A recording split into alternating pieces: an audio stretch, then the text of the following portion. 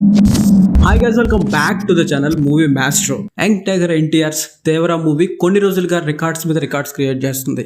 Release కి ముందు ఎంతో నెగిటివిటీ ఉన్నా కూడా ఒక రేంజ్ లో కలెక్షన్స్ వస్తున్నాయి. ఆ కలెక్షన్స్ ని చూసి చాలా మంది షాక్ అయిపోతున్నారు, సర్ప్రైజ్ అవుతున్నారు, చాలా మంది నమ్మలేకపోతున్నారు. ఒక విషయం చెప్తాను, ఇంత నెగిటివిటీ ఉన్న ఫిల్మ్ కి డే 1 ఓపెనింగ్ కలెక్షన్స్ 172 crores వస్తాయని ఎవరైనా ఎక్స్పెక్ట్ చేస్తారా? అసలు ఎక్స్పెక్ట్ చేసే నెంబర్ అయినా అది దేవరా నుంచి అంత నెంబర్ ఎక్స్పెక్ట్ చేయలేదు. సో ఆ నెంబర్ చూసిన తర్వాత చాలా మంది ట్రాన్స్ లోకి వెళ్ళిపోయారు, ఇంకా చాలా మంది నమ్మలేకపోతున్నారు కూడా. సో ఆ రేంజ్ రికార్డ్ ని క్రియేట్ చేశాడు దేవరా మూవీతో ఎన్టీఆర్. సరదాగా మిమ్మల్ని ఒక క్వశ్చన్ అడగాలని ఉంది. దేవరా మూవీ ఇన్ ఫ్యూచర్ ఎంత కలెక్ట్ చేస్తుందో మీరు అనుకుంటున్నారు? ఆ నెంబర్ ఎంతైనా కమెంట్ చేయండి. ఐ థింక్ 500 crores అనుకుంటున్నారా, లేదా 400 crores, లేదా 300 crores?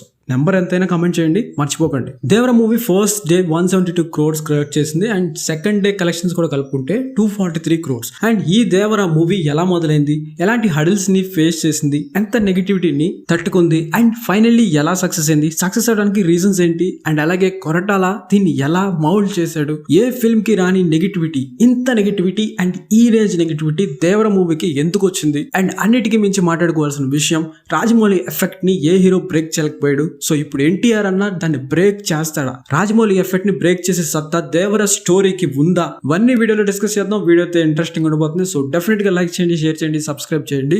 ఎందుకంటే 10K దగ్గరగా ఉన్నాం. మీరు సబ్స్క్రైబ్ చేస్తే దాన్ని అచీవ్ చేయడానికి చాలా ఈజీ అవుతుంది. సో తప్పకుండా సపోర్ట్ చేయండి.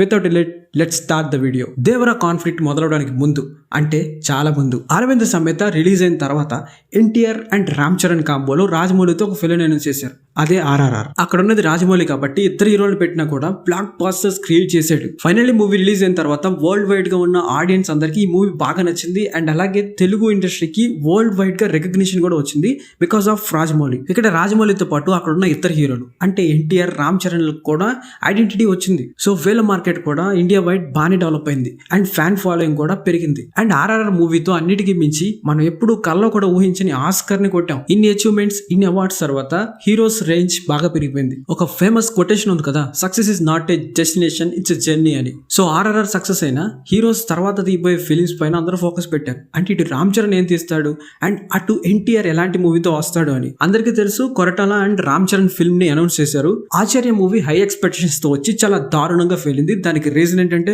Week story line and weak narration. ఇది ఎంత పెద్ద రాడ్ మూవీ అంటే అటు రామ్ చరణ్ కెరియర్ లో అండ్ కొరటాల శివ కెరియర్ లో కూడా one of the biggest rod movie అని చెప్పొచ్చు. ఇక్కడ ప్రూవ్ అయిన విషయం ఏంటంటే రాజమౌళి ఎఫెక్ట్ అనేది ఉంది అని. అండ్ ఏ హీరో రాజమౌళితో పనిచేసిన తర్వాత ఎంత పెద్ద డైరెక్టర్ తో అండ్ ఎంత పెద్ద స్క్రిప్ట్ తో అండ్ ఎంత పెద్ద బడ్జెట్ పెట్టి ఎంత పెద్ద బ్యానర్ లో మూవీ తీసినా కూడా అది దారుణంగా ఫెయిల్ అవుతుంది అని అందరూ ఈ విషయాన్ని నమ్మటం మొదలు పెట్టారు. సరిగ్గా అప్పుడే ఒక అనౌన్స్మెంట్ చాలా గట్టిగా వినపడింది.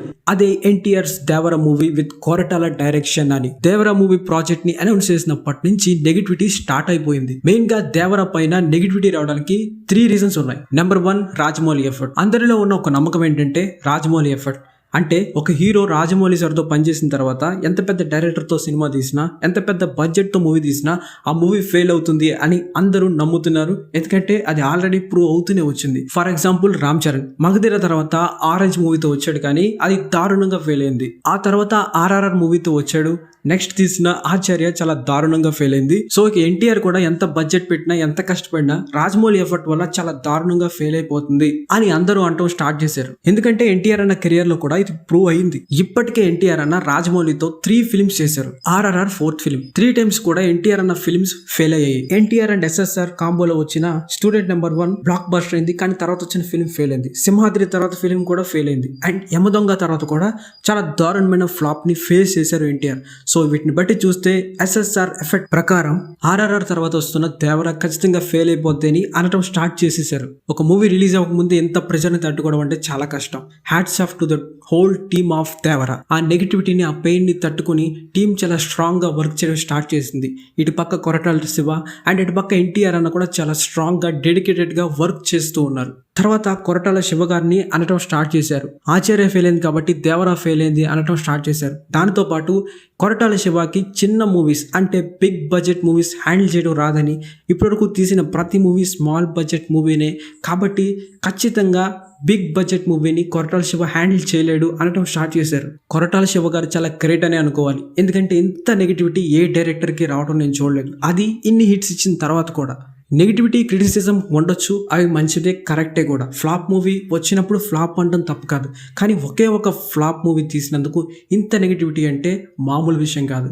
ఈ పెయిన్ కూడా కొరటాల శివ గారు తట్టుకుని మూవీని అలా బ్యాలెన్స్డ్ గా తీస్తూ పోయారు. కొరటాల ఈజ్ గ్రేట్ అని చెప్పొచ్చు. దేవరా పైన నెగిటివిటీ ఇక్కడతో అయిపోలేదు. దేవరా మూవీని అనౌన్స్ చేసిన తర్వాత ఫ్యాన్స్ అంతా కలిసి ఎన్టీఆర్ అన్నని ఒక రిక్వెస్ట్ అడిగారు. అదేంటంటే మాకు ఎన్టీఆర్ అన్న ఫిల్మ్ లో అనిరుద్ మ్యూజిక్ కావాలి అని. సో టీమ్ అంతా డిస్కస్ చేసుకుని ఫ్యాన్స్ చెప్పినట్టుగానే అనిరుద్ని తీసుకున్నారు. And Anirudh is a great musician, ఇది అందరికీ తెలుసు. Finally one fine day trailer release చేశారు. దేవరా ట్రైలర్ రిలీజ్ అయింది అండ్ ఫ్యాన్స్ కి అయితే నచ్చింది. కానీ చాలా మంది అనిరుద్ బీజిఎంస్ ఏం బాలేదు అంటూ స్టార్ట్ చేశారు. అనిరుద్ బీజిఎంస్ ఇంపాక్ట్ఫుల్ గా లేవు, లైక్ విక్రమ్ మూవీలో లాగా అని. అంటే ఇక్కడ దేవరా మూవీకి అనిరుద్ధం తీసుకోవడానికి మూవీకి ప్లస్ అవుతుందని, మూవీకి పాజిటివ్ అవుతుందని, కానీ నెగిటివ్ అయిపోయాడు పూర్తిగా అనిరుద్ధ్. అండ్ ట్రైలర్ చూసిన తర్వాత చాలా మంది కొరటాల శివాని కూడా క్రిటిసైజ్ చేశారు. షార్ట్స్ బాలేవు, సీన్స్ బాలేదు, లేకపోతే విఎఫ్ఎక్స్ బాలేదు, ఏదో ఒక కంప్లైంట్ ఇవ్వడం స్టార్ట్ చేశారు. దేవరా మూవీ రిలీజ్ అయ్యే వరకు ఏదో ఒక కంప్లైంట్ చేస్తూనే ఉన్నారు. అయినా కొరటాల శివ, ఎన్టీఆర్ అన్న, అనిరుద్ధ్ వీళ్ళ వర్క్ మీదే ఫోకస్ చేశారు.